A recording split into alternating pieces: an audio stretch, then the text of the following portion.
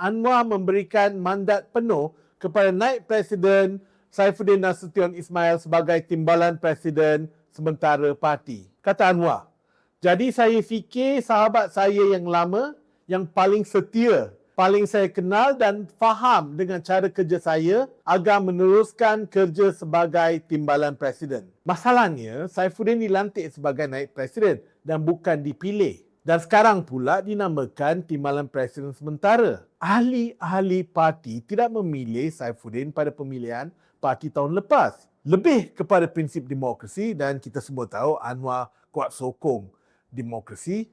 Yang memegang jawatan timbalan Presiden sementara haruslah antara 4 Naib Presiden yang dipilih oleh perwakilan parti tahun lepas, iaitu Amiruddin Syari ataupun Aminuddin Harun ataupun R. Ramanan ataupun Chang Lee Kang. Tetapi seperti biasa, Anwar rasa dia kenal demokrasi lebih daripada ahli biasa PKR.